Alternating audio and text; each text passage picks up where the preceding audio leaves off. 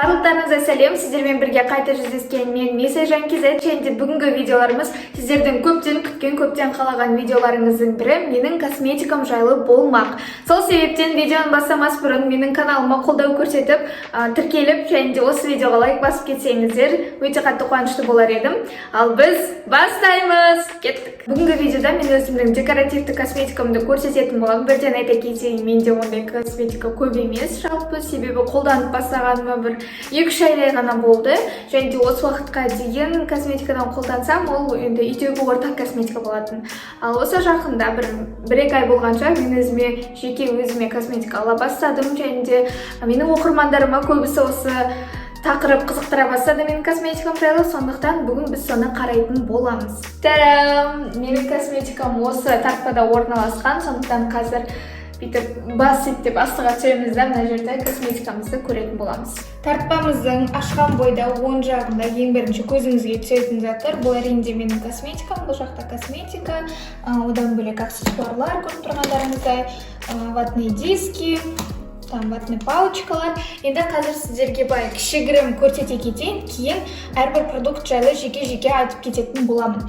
Көріп тұрғандарыңыздай, мына жерде менде қазір 1, 2, 3 палетка теңейім. Жерде кесочкаларым орналасқан. Менде жалпы көріп тұрғандарыңыздай косметика ондай қатты көп емес, алайда өзіме жеткілікті. Осында 2 органайзер тұр, алайда мына органайзердің ішінде енді еңсінде бір ұсақ-түйектер, аксессуарлар жатады. Ал мына жақта көріп тұрғандарыңыздай, бұл жақта менде косметикам, көбіне ерінге арналған косметикам орналасқан. Beauty блендерлар, жерлерде аксессуарлар орналасқан. Мынау ар жақтағы лентаның пульті, ол да осы жерде орналасқан, бірден қолыма алып ауыстырып отыруға ыңғайлы болу үшін. Кейіннен бұл жерде осындай ыдыста, бумажный стаканчикта менде невидимкалар, заколкалар, шпилькалар орналасқан. Енді бұл енді косметика жатпайды, бірақ енді сіздер көріп тұрғандықтан көрсете салайын дедім. Ендеше осы косметикаға қазір толық обзор жасап шығайын. Макияжымызды ең бірінші тоннан бастайтындықтан мен сіздерге қазір қандай тон қолданатынымды көрсетіп бастайын. Ең бірінші менде бұл база кетеді. Бұл база дегенде кәдімгі корейский күнделікті түрде арналған крем, ылғалдандыратын, бірақ мен оны база ретінде қолданамын. Жалпы күнделікті де менің терім құрғақ болғандықтан осы кремді жиі қолданамын. Бұл не осындай Уэлдерманның күнделіктіге арналған кремі. Білмеймін, жаңа фокус ұстады ма, ұстамады ма, ұстамаса кейінірек көрсете жатармын. Осы кремді жақында ғана алған болатын, бірақ күнделікті түрде міндетті түрде қолданамын. Менің құрғақ теріме дәл керек нәрсе, әсіресе білесіз, жалпы бір тон жақпас бұрын, тіпті ол просто консилер болсын, міндетті түрде крем жағылу керек, немесе база, себебі сіздің теріңіздің косметикаға қолданбас бұрын сондай бір дайындап қою керексізді. Егер крем жақсаңыздар немесе база жақсаңыз, сол косметикаңыз ұзақ тұратын болады. Так, анда қараймын, мында қараймын. Ал енді менің қолданатын тонға келетін болсақ, менде жалпы қандай да бір тональный крем жоқ. Осы уақытқа дейін BBCC кремдер болған, жаңадан алған. Алайда олар менің теріме келмейтінін түсініп, оларды апама сыйлаған болатын, сол қолдансын деп. Себебі не деген менде мен жасөспірім болғандықтан, және де жас теріге ондай қатты продукттар қолданып келмес деп шештім. Және де мен ондай CC крем, BB кремдерді күнделікті түрде мысалға қолданбаймын, тек қандай да бір съемка болмаса, сондықтан менің апама маған қарағанда көбірек қолданады ғой, соған керек те болады деп сыйлаған болатынмын. Ал өзім қазіргі таңда қандай да бір консилер немесе покрывающий бірдеңе жағу керек болса, мен осындай кушонды қолданам, корейский тоже люкс качестводағы, немесе осындай консилерді қолданамын, немесе екеуін бірге қолданамын. Бірақ көбіне енді мен ерінетіндіктен, жалқауланатындықтан макияж жасауға мен осындай жай ғана консилерді қолданамын. Көзімнің астына, там кішкене жерлерге, мысалға қай жерде брыш шықса, соның үстін жауып тастайтындай сәл ғана. Бұл менде Everline Cosmetics'ның кроющий корректор и хайлайтер дейді. Енді хайлайтер емес, анық, бірақ жақсы консилер, өте қолжетімді бағада, бюджетный, шамамен 1000-1500 аралығында тұрады. Енді кушон деп айтып бастағасын көрсете кетейін. Бұл менде корейский кушон, айтқанымдай Zenny Bell соның BB кушоны. Түсіне келетін болсақ, менің терім түсіне дәл келетін алғашқы кушон шығар осы кушон, себебі осы уақытқа дейін қолданған кушондарымның барлығы менің терім түсінен ақшыл болып тұрады. Сондықтан қараторы қыздар, мен секілді егерде кушондар іздесеңіздер, осы Zenibel'дің кушонын кеңес беремін. Нешінші оттенок деймін ба, бұл Light Beige. Жақынырақ көрсете кетейін, осындай. Мына жерде енді түсі тым қою болып тұрғанмен жаққан кезде сәл ақшылдау болады. Мысалы, көрсете кетейін. Және де бұл кушон мен терім түсіне дәл келіп тұр. Бұл кушонды жайлы айта кететін болсам, керемет барлығын покрывать етеді деп айта алмаймын. Егер де бетіңізде акне болса, ол мүлдем көрінбей кетеді деп айта алмаймын, себебі бұл енді жеңіл кушон, жеңіл BB крем. Егер де сондай күнделікті түрде қолданатын қандай да бір кушон іздесеңіздер, осыны кеңес бере аламын. Бірақ жалпы маған ұнап жатыр. Осы кушон жайлы ойымды айтатын болсам.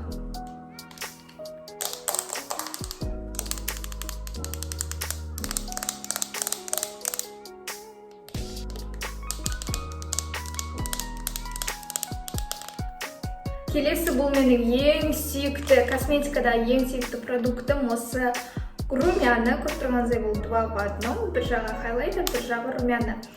Бағасын естісеңіздер шок боласыздар. Себебі бұл небәрі 500 теңге немесе 1000 теңге ма? Есімде жоқ, бірақ 500-1000 теңге аралығында өте қатты ұнататын продуктым. Осы оттеногы мен уже көп қолданып тастағам, сырылып қалыпты тіпті. Мына хайлайтеріне келетін болса, хайлайтерді мен жалпы өмірде хайлайтерді мүлдем қолдана қоймаймын. Және де мына блесткалары өте ұнтақ болғандықтан, бетке жаққан кезде ол қатты білініп тұрмайды, табиғи секілді ол көрінеді. Кейде тіпті осы румянаны ерінге де жағамын, хайлайтерді көзге де жағамын, себебі бұл продукт мен үшін must have фаворитімнің бірі. Әрқашан осыны аламын міндетті түрде өзімен бірге. Және де бұл Ever Beauty деген компанияның екен. Енді танымал емес, бір арзан румяна ғой, алайда маған енді қатты ұнайды, білмеймін басқасы, бірақ өзім өте қатты қолданамын. Рубрикамыздың ең қызықты жері бұл тениларға келдік. 3 палетка ғана бар, және де осы палеткалардың тарихы жайлы айта кететін болсақ, ең алғаш алған палетка бұл осы Huda Beauty'дікі. Көріп тұрғандарыңыздай өте нашар күйде. Маңыздар, бірақ мен сізге жақынырақ көрсетейін. Ойбай, түсіп жатыр.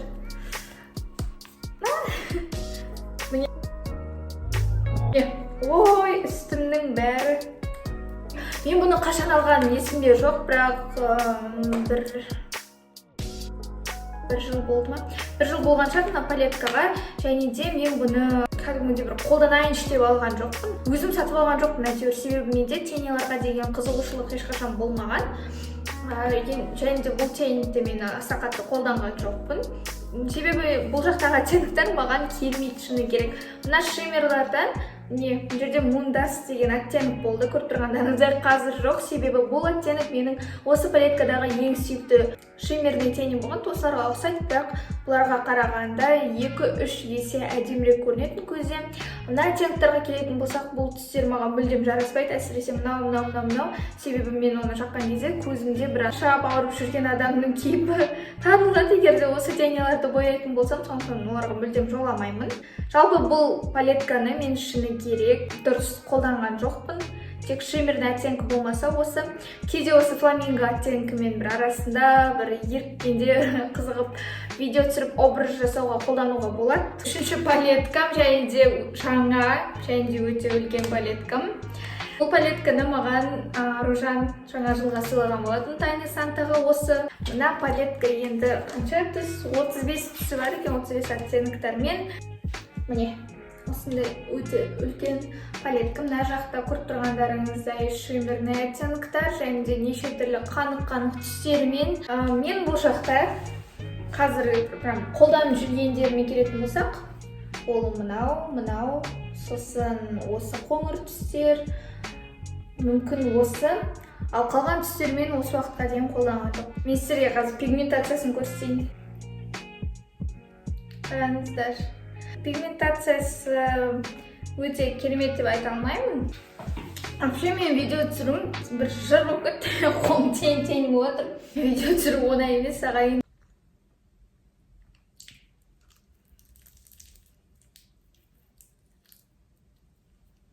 Видеоның басында көрсете кеткендей, менде барлық ерінге арналған косметикам міне осындай органайзерда жиналып тұр. Кармекстің ерінге арналған бальзамы. Маған мына Кармекстің ұнап қалған бір жері, ерінге жаққаннан кейін сәл аштама сондай эффект береді да. Соның әсерінен ерінің сәл былай қызарып, типа үлкейіп тұра ма, сондай бір несі бар. Ал енді ерінге қолданатын косметикамен көшетін болсақ, мен күнделікті түрде қолданатын жалғыз помадам бар. Бұл матовая помада. Бағасы арзандау және де маған түсі өте қатты ұнайды. Мен бұны толықтай жағып шықпаймын. Осылай сәл ғана аламын помаданы. Сосын осы помаданы ерінімнің ортасына сәл ғана жағамын. Сәл ғана жағып шығамын. Кейін оны міндетті түрде кисточкамен мен оны рассушивать етіп шығамын. Жаңа жаққан помадамызды. Осы помаданы жаққаннан кейін мен оның үстіне осы помаданы қолданамын. Помада деуге келмейді, бұл енді текстурасы өте қызық, шыны керек. Корейский Мизоннан алған болатын мен. Қазір ашып көрсетейін. Осындай тюбикте орналасқан. Енді осыдан сәл ғана аламын. Осыншама ғана. Сосын ерініме ортасына қарай жағып шығамын. Осы екі продукты, осы помада мен осы тинт ба, бұл білмеймін енді қалай аталатын. Осы ерінге арналған екі продукты қолданамын күнделікті түрде. Ең келесіне келетін болсам, мына жерде карандаш тұр. 04-ші оттенкте. Ерінге арналған карандаштарды мен аса қатты қолдана бермеймін.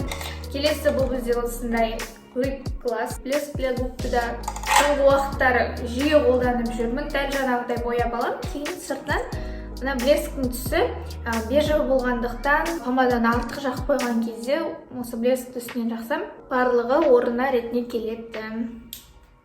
Білесіздер ғой, қазір еще блеск для губ деген соңғы уақыттары мода болып жүр ғой. Қайтадан сәнге еніп жүр блескті ерінге жағуға. Және де маған да өте ұнайды. Және де менде Мизонның осындай помадасы бар, кішігірім. Түсі де барлығы жақсы, вечерний образдарға қолдануға. Бірақ та маған ұнамайтын бір но бар. Мен сізге қазір жағып көрсетейін. Мен мысалға сәл ғана помада алдым ғой. Енді оны көбіне осындай түстерді мен еріннің ортасына қарай жағам, градиент жасау үшін. Арасында ғана осындай градиент жасауға қолданам, бірақ түсі тым қанық, мықты. Сәл ғана жақсаң бітті, ердің бәрі қып-қызыл болып шыға келеді. Екі бірдей гель для бровей тұр. Біреуі менікі емес, анық біреуі. Апамдікі алдым. Гель для бровейға келетін болсақ, жақында ғана алдым тоже. Сол, мен бұны енді образ жасауға алған болатын, бұл түссіз гель для бровей. Енді тиктоктан бір образдарды көріп алғам, солындай образ жасауға қолданғым келіп сатып алам, бірақ әлі күнге дейін ондай образды қайталаған жоқпын.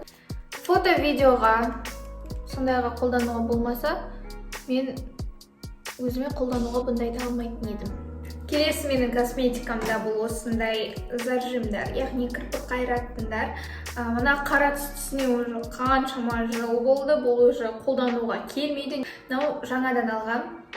Қызыл түстегі өте жақсы қайрат. Мен жалпы кірпігімді боямаймын, оған мүлдем тиіспеймін, тек осылай қайырып қоямын. Келесі заттардан келетін болсақ, бұл осындай үш түрлі кішкентай бьюти блендерлар. Бұнды жақында ғана алғам. Шамамен 200-500 теңгенің аралығында. Бұны консилер, көздің астына консилер жауға қолдануға алған болатынмын. Көңіліме шықты деп айта алмаймын. Себебі мықты қатты болғандықтан жаққан кезде ыңғайсыз, бірақ арасында қолданып тұруға норм. Ал енді сіздерге көрсететін косметикамның соңғы заттары. Менде уже косметикам бітіп жатыр, сіздерге көрсететін. Бұл осындай кисточкаларым. Төртеу ғана сол айналдырған жаңағы ерінге арналған мен бесеу. Мынау табиғи орыстымен өте жұмсақ, сапалы, маған ұнады. Мынадай кисточкам бар. Мен мына кисточкамен румяна жағам. Бұл контурингке арналған кисточка, қателеспесем егерде. Осындай растушевочный кист бар, осындай. Және де ескі, және де өте арзан осындай кисточка бар. Вот осындай набор кистилер. Жалпы осымен менің косметикаға обзорым аяқталып қалды. Себебі мен сіздерге көрсеттім, косметиканың барлығын көрсеттім. Сіздерге ұнады деген ойдамын. Міндетті түрде менің инстаграмыма, тиктогыма, телеграм каналымда бар, айтпақшы жаңадан ашқан болатыным жақында. Міндетті түрде осы ютуб каналыма тіркеліп қойыңыздар, лайк басып. Келесі кездескенше.